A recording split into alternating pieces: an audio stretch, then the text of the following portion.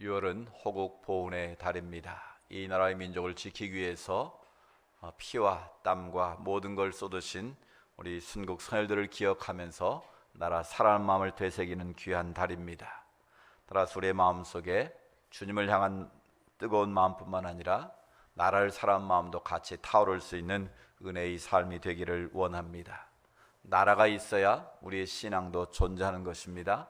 나라가 있어야 교회가 또 든든히 서갈 수 있는 겁니다. 따라서 이 나라의 평안을 위해서 또 자랑스러운 조국 대한민국을 우리 후손에게 물려주기 위해서 함께 기도하고 깨어있는 이 한 달 되기를 원합니다. 모 TV 방송 메인 뉴스를 진행하는 앵커가 있는데요, 그 뉴스 가운데 앵커의 시선이라는 코너가 있어요. 지난주 그 한 꼭지 가운데 제목이 무엇인가 하면 차라리 부끄럽습니다 라 했습니다. 그 내용인즉 이런 것입니다. 이문열의 소설 우리들의 일그러진 영웅이라는 책이 있는데요, 저도 재밌게 보았고 여러분 가운데도 본 분이 있을 것입니다. 이 엄석대라는 학교의 급장, 오늘날의 반장이죠. 그 반장이 등장을 합니다.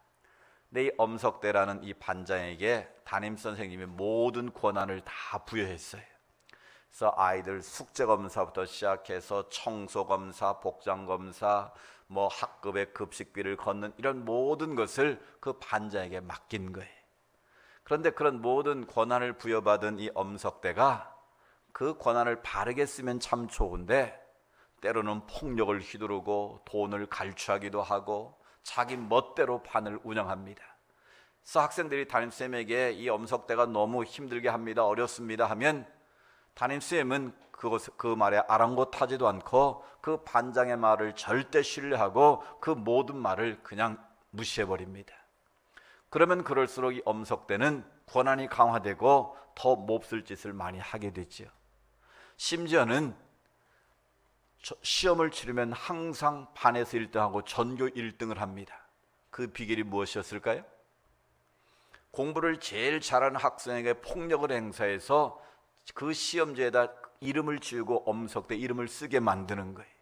그래서 항상 전교 1등을 하는 그런 위치에 있었습니다. 그런데 그가 가지고 있던 권력이 영원할 줄 알았는데 얼마 지나지 않아서 놀라운 반전이 일어납니다. 새로운 담임선생님이 부임한 거예요. 이 담임선생님은 굉장히 개혁적인 마인드를 가졌던 분이에요. 그래서 아이들의 의견을 충분히 들어주고 그 반을 어떻게 하면 아름답게 만들 것인가를 생각했던 분이에요. 그래서 학생들의 의견을 들어보니 엄석대라는 이 반장이 횡포를 하고 독재를 하는 것을 알게 됐어요. 그래서 그것을 다 지적을 하고 잘못된 것을 바로잡기 위해 애를 씁니다. 그래서 반장 선거도 민주적으로 다시 하게 되고요, 그 엄석대가 일부러 수업 시간에 문제를 푸나 못 푸나를 보기 위해서 불러내서 계속 문제를 풀게 하는데 한 문제도 풀지를 못합니다. 전교 1등을 하는데 수업 시간에는 문제를 풀지 못하는 이 아이러니한 일이 벌어지게 되는 거예요. 그래서 결국은 엄석대가 이 부정 대리 시험을 치르기 위해서 1등 했다는 것이 드러나게 되고 엄석대는 결국 스스로 학교에서 도망을 치죠. 그리고 나서 그 소설의 마지막 부분은 엄석대가 이 형사의 쇠고랑에 채워진 채로 연행되는 모습으로 마무리가 됩니다. 이 짧은 이 소설이지만 한 초등학교 공동체 반에서 이루어지는 작은 그 모습을 통해서 일그러진 권력의 모습이 얼마나 추한 것인가를 보여주는 소설입니다. 한 사람이 어떤 권력을 갖게 되었을 때, 힘을 갖게 되었을 때 그것을 어떻게 사용하냐에 따라서 일그러진 영웅이 될 수도 있고 선한 일꾼으로, 선한 사람으로 쓰임받을 수 있다는 것을 우리에게 보여주는 소설입니다. 그 책 내용 가운데 새로운 담임쌤이 아이들에게 이런 권고를 합니다. 너희들은 당연한 너희의 몫을 빼앗기고도 분한 줄 몰랐고 불의한 힘 앞에 굴복하고도 부끄러운 줄 몰랐다. 그런 너희들이 어른이 되어 만들 세상은 상상만으로도 끔찍하다. 이런 말을 들려줍니다. 그렇습니다. 자기의 부여한 그 권한을 아름답게 쓰지 못할 때, 또 그것이 잘못된 것을 알고도 침묵으로 일관할 때, 너희들이 어른이 되었을 때, 그런 세상이 계속됐을 때 이루어질 앞으로의 세상은 상상해도 끔찍하다는 담임쌤의 말씀이 오늘 우리의 마음을 상당히 충격스럽게 만듭니다. 이 나라의 문화 가운데 완장 문화라는 게 있습니다. 완장만 차면 사람이 달라진다는 거예요. 못 배우고 힘없는 사람도 완장을 하나 채워주면 자기가 무슨 갑자기 벼슬이라도 한 것처럼 약자들을 무시하고 또 그것을 갈취하고 괴롭히는 안타까운 문화를 말하는 것이죠. 그 완장 문화 속에 태어난 것이 바로 갑질 문화 아니겠습니까? 자기의 주어진 권한과 능력을 좋은 일에 써야 되는데 약자를 착취하고 괴롭히는 데 쓰게 되면 결국 그것이 이 사회를 병들게 하고 이 사회를 힘들게 만든다는 거예요. 그래서 지금 이 나라도 그런 잘못된 문화를 바로잡기 위해서 애를 쓰고 있지 않습니까? 분명한 것은 힘과 권력과 재물은 하나님께서 우리에게 섬기라고 주신 축복인 줄로 믿습니다. 그것을 자신만을 위해서 사유하거나 그것을 오용 잘못 쓰거나 또 그 힘을 지나치게 남용하게 되면 공동체뿐만 아니라 나라와 민족이 위기에 빠질 수도 있고 또 결국 그것이 자기 자연뿐만 아니라 그 모든 가족들까지도 타락의 길로 빠지게 하는 지름길이 될 수 있다라는 거예요. 한 사람의 가치는 그 주어진 자리, 그 위치를 하나님 앞에서 어떻게 사용하느냐에 따라서 달려 있다는 것을 깨닫게 됩니다. 따라서 우리에게 주어진 건강과 또 우리에게 주어진 가정과 일터와 산업과 우리의 주신 모든 축복을 바르게 쓰는 것, 아름답게 사용하는 것, 그것이 바로 하나님 앞에서 우리 인생이 새롭게 변화되어지고 아름다운 세상을 만들어가는 비결이라는 것을 우리는 먼저 기억해야 됩니다.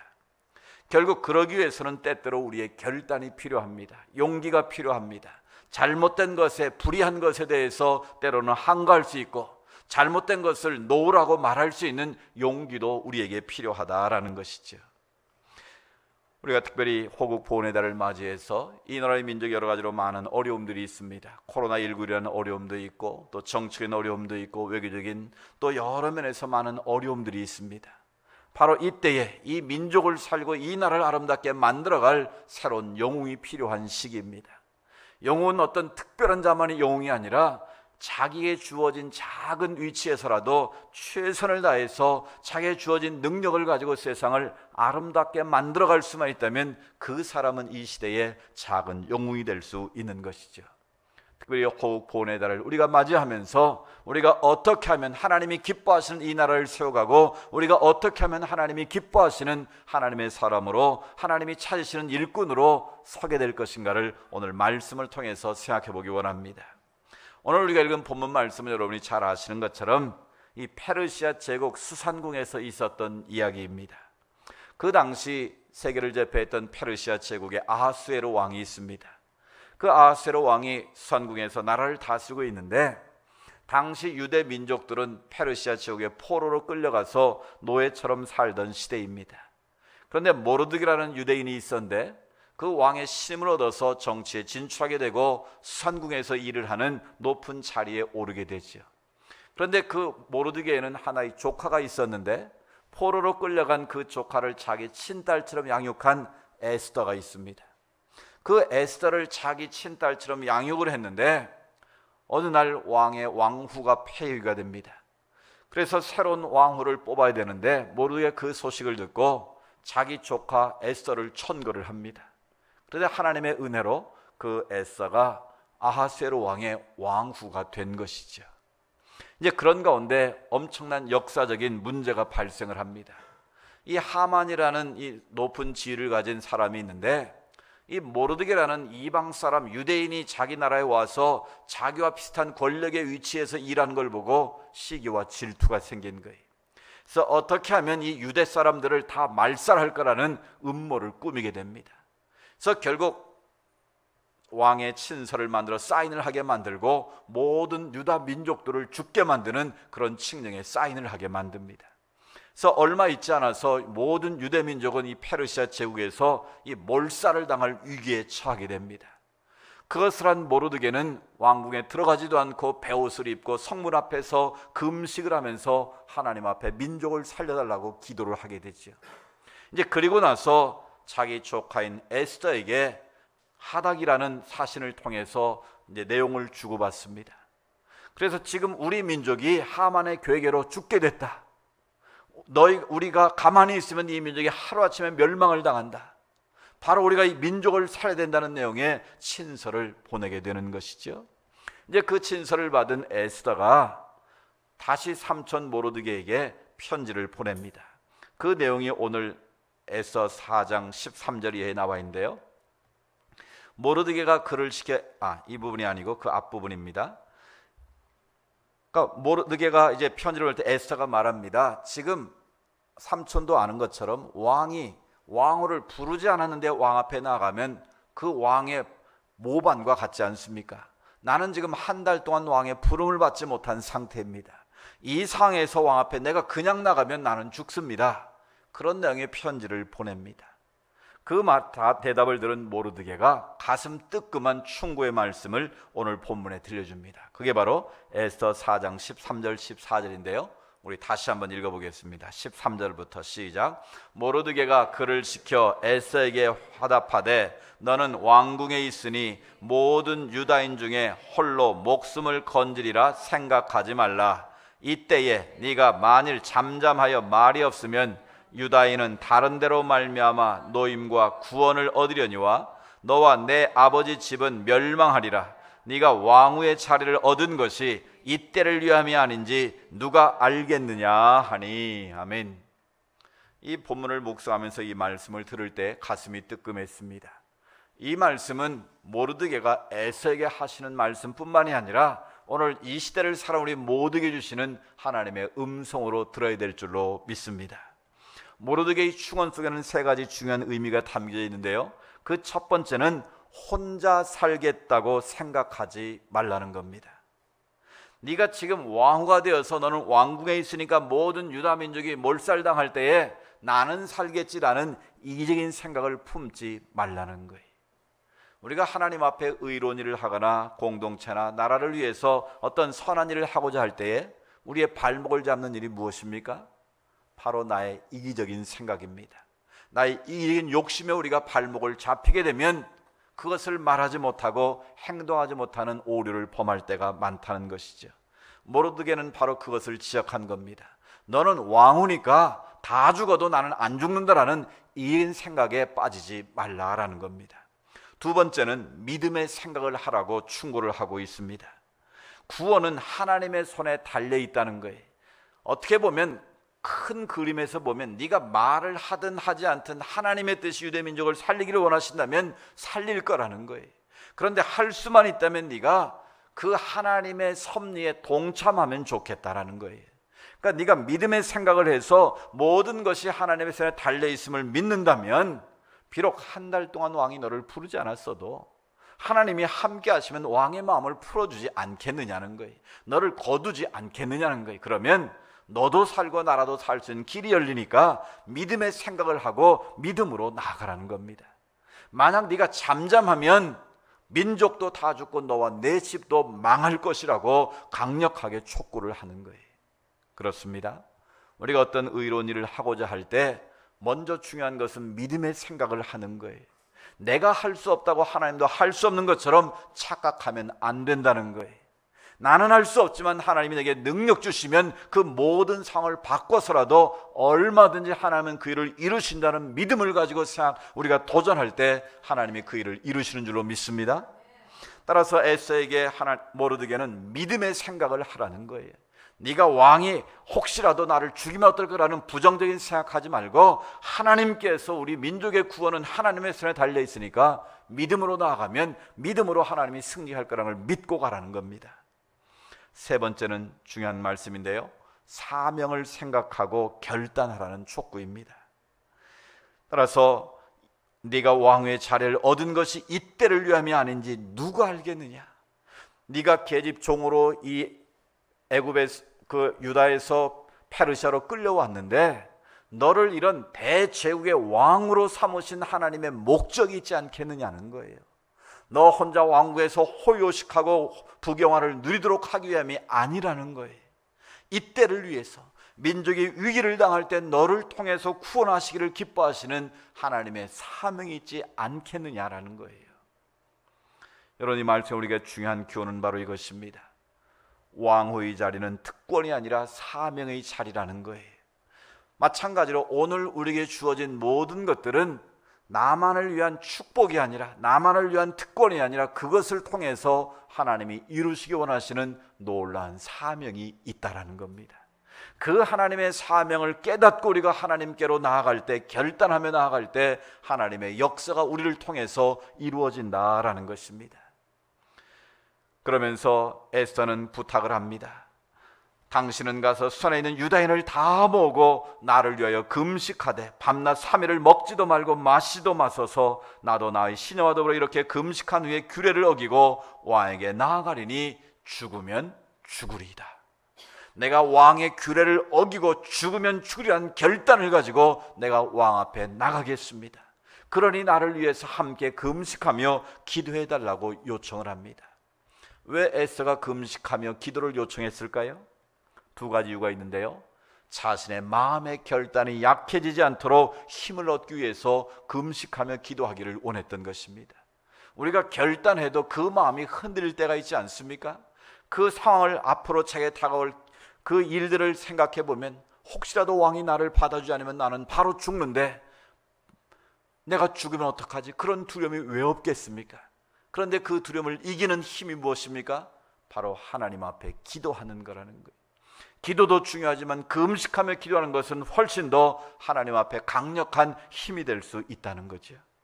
두 번째는 왕의 마음이 완악해지지 않도록 금식하며 기도해 달라는 것입니다.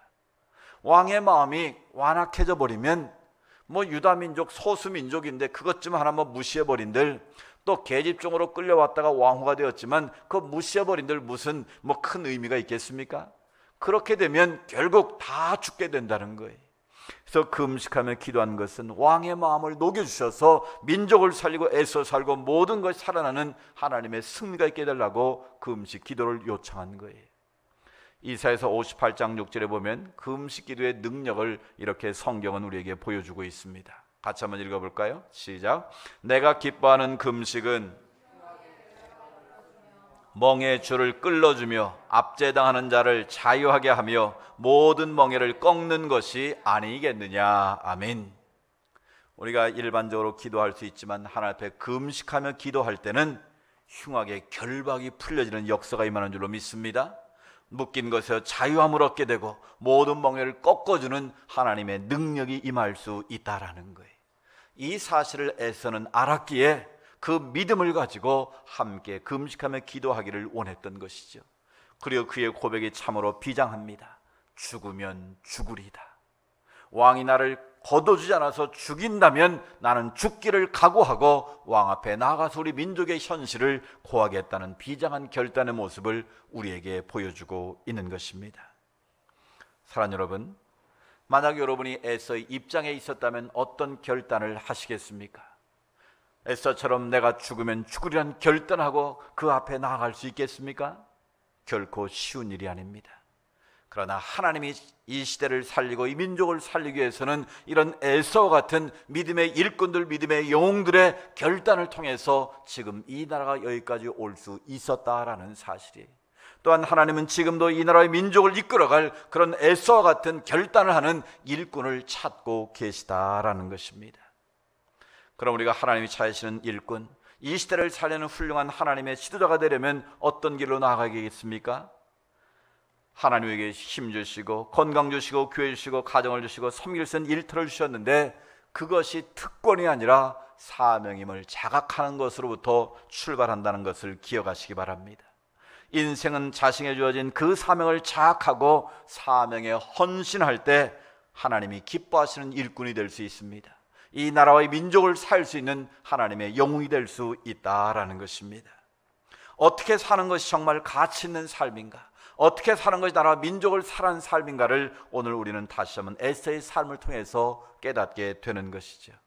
오늘 여러분 주보 칼럼에 쓰여진 월남 이상재 선생의 이야기를 보십시오. 그분은 그 일제 강점기에 대한독립협회를 조직하고 이 나라의 독립을 위해서 헌신했던 귀한 분이십니다. 특별히 그분은 청년이란 단어를 처음 사용하신 분입니다. 이 나라의 미래는 푸를 청자 해년자, 이 나라의 미래는 푸른 꿈을 가진 젊은이 손에 달렸다는 것을 자각하고 젊은이들을 키우기 위해서, 이 일꾼을 키우기 위해서 노력했던 분이 바로 월남 이상재 선생님이에요. 그 이상재 선생님의 생가가 바로 저희 고향 바로 옆마을이에요. 3, 4km 떨어진 곳에 월남 이상재 선생의 생가가 지금도 보존이 되어져 있습니다. 어느 날 그 이상재 선생님을 사랑하는 제자들이 찾아와서 그 겨울에 추운 냉골에서 떨고 있는 그 선생님을 보게 됐어요. 아니 선생님이 이렇게 추운데 나무도 떼지 않고 이렇게 추운 곳에 계십니까? 그래서 돈이 없으신가 보다 싶어서 돈을 거두어서 선생님에게 나무 좀 사서 뜨뜻하게 방을 때우고 좀 사세요 라고 돈을 모금해서 드렸답니다. 그런데 얼마 있지 않아서 한 고학생이 와서 내가 이렇게 학교를 가야 되는데 돈이 없다고 사정 얘기를 하니까 돈을 그냥 다 주더라는 거예요. 그래서 그 제자들이 아니 선생님 우리가 모금해 준 돈 다 줬습니까? 그렇게 반세를 물었더니 이상재 선생님이 하시는 말씀이 이렇습니다. 아니 자녀들에게 받은 돈뿐만 아니라 내가 가진 돈 전부도 다 그 학생에게 주었다네. 이 다음 말이 중요합니다. 이 늙은 몸 따뜻하게 덮이는 것보다 어린 학생이 잘 배우는 것이 나라의 큰 보탬이 될 것이네. 그 돈 가지고 나무 사도 불을 떼면 늙은 자기 몸 하나는 따뜻하게 데필 수 있겠지만 그 고학생이 돈이 없어 공부를 하지 못하는데 그걸 내버려두면 이 나라의 일꾼을 이룰 수 있다는 거예요. 이 나라를 바르게 세워서 한 일꾼을 이루면 그것을 위해서라 그것이 얼마나 비참한 일이냐는 거예요. 그래서 자네들의 돈보다 내 돈 다 털어서 그 젊은이에게 주었다라는 거예요. 이것이 바로 나라 사람 마음 아니겠습니까? 우리가 대단한 어떤 역사를 이루어서 영웅이 아니라 한 사람을 세우는 일, 이 나라의 미래를 이끌어갈 한 젊은이를 세우고 자녀를 아름답게 세우는 일, 이것이 바로 하나님이 기뻐하시는 아름다운 일이요 아름다운 사명을 감당하는 일이다라는 거예요. 하나님께 우리에게 주신 그런 모든 축복을 가지고 나만을 위해서 쌓아두는 것이 아니라 나의 이기심의 발목에 잡혀 사는 것이 아니라 미래를 위해서 투자할 줄 아는 사람, 우리 자녀들을 하나님 앞에 세우기 위해서 헌신하는 사람, 바로 그런 사람이 하나님이 이 시대에 차시는 참된 영웅의 모습이 될 수 있다라는 거예요. 근데 오늘 이 나라의 모습은 참으로 안타까운 모습들이 많이 있습니다. 위안부의 영혼을 팔아 자기 이익을 챙기고도 국회의원 배치 달았다고 환하게 웃는 모습, 그 모습 속에서 이 나라의 참담한 모습을 바라보게 됩니다. 범죄자의 신분으로 재판을 받다가 뻘떡 일어나서 나 국회의원 됐으니 국회에 가야 되겠다 일어서는 그 최 의원의 모습을 보면서 그 앵커의 시선의 고백처럼 차라리 부끄럽습니다라는 그 고백이 떠오릅니다. 여러분, 법 앞에는 만인이 평등한 거 아니겠습니까? 대통령도 죄를 지으면 법 앞에 재판을 받는 것이고 그것이 드러나면 감옥에 가는 게 마땅한 사법의 정의 아닙니까? 근데 그 국회의원 배지 달았다고 국민을 무시하고 법을 무시하고 그러면서 자기가 법사위원회에 들어가서 이 나라의 사법 정의를 세우겠답니다. 얼마나 어처구니 없는 일이겠습니까? 바로 자기에게 주어진 그 축복을, 그 권한을 사유화하거나 남용하거나 오용하면 결국 나라와 민족을 혼란스럽게 빠뜨릴 수도 있다라는 거예요. 따라서 우리는 그 사람들을 탓하기에 앞서 먼저 우리 자신을 되돌아볼 수 있어야 한다라는 거예요. 내가 그 자리에 섰을 때 나도 그렇게 되지 말라는 법이 어디 있겠습니까? 우리의 마음의 각오를 새롭게 다지지 아니하면, 오늘 에서처럼 죽으면 죽으리라는 결단을 가지고 하나님 앞에 나아가지 아니하면 우리도 그런 권력이 주어지고 돈이 주었을 때 그렇게 하지 말라는 법은 없다라는 거예요. 따라서 오늘 우리의 일그러진 이 영웅들의 모습을 바라보면서 그것이 우리의 자화상이 되지 않도록, 우리의 미래가 되지 않도록 우리가 더욱 깨어 기도해야 될 줄로 믿습니다. 우리 자녀들을 하나님 앞에 아름답게 바르게 세우기 위해서 우리가 금식하며 때로는 하나님 앞에 엎드려 기도해야 될 줄로 믿습니다. 하나님 우리에게 원하시는 것은 무엇입니까? 좀 더 나은 가치를 위해서, 하나님이 맡겨진 사명을 이루기 위해서 내게 주어진 축복을 아름답게 나누기를 원하고 계시다라는 것입니다. 헨리 데이비스 소라는 분이 이렇게 말했습니다. 무엇이든지 그 값어치는 우리가 그것을 위해 내놓으려고 하는 인생의 분량과 같다라고 말했습니다. 쉽게 설명하면 그 사람의 가치는, 그 사람의 인생의 의미는 자기에게 주어진 아름다운 것들인데 그것을 무엇을 위해서 쓰느냐에 그 인생의 분량이 달려있다는 거예요. 하나님이 복을 주셨는데 그 복을 선하고 아름다운 일에 쓰면 그 인생은 아름다운 인생의 분량이 되지만 자기 자신의 유익만을 위해서 쓰게 되면 결국 그 인생은 하나님 보시기에 완악한 자가 되고 만다라는 거예요. 그렇습니다. 하나님이 저와 여러분에게 많은 은혜와 복을 주셨습니다. 정치인들처럼 대단한 권력을 주지 않으셨어도 하나님을 믿을 수 있는 믿음을 주셨고, 가정을 주셨고, 일터를 주셨고, 또 우리 모두에게 아름다운 것들을 많이 주셨습니다. 중요한 것은 그것을 가지고 나 자신만을 위해 쌓아두는 자가 아니라 누군가 더 나은 가치를 위해서 베풀 때, 나눌 때, 섬길 때 그 섬김을 통해서 하나님의 나라는 아름답게 이루어져 가고 있다라는 거예요. 바로 그것을 통해서 이 나라의 민족이 살 수 있고, 교회가 살 수 있고, 우리 가정이 새롭게 살아날 수 있다라는 것입니다. 이 시대의 진정한 영혼은 누구에게 있습니까? 바로 자신에게 주어진 힘과 능력과 재물, 건강, 축복을 의미 있게 사용하는 겁니다. 이 상제 스님의 말씀처럼 이 늙은 한 몸 덮이는 일보다 한 젊은이를 일꾼으로 세워서 그를 키우는 것이 나라와 민족을 살아난 길임을 우리가 배운 것처럼, 우리도 내게 주어진 하나님의 그 모든 축복을 더 아름답고 가치 있는 일에 투자하는 것, 나누는 것, 쓰는 것, 그것이 바로 이 시대를 아름답게 만들고 또 작은 영웅을 세우는 하나님의 선한 일인 줄로 믿습니다.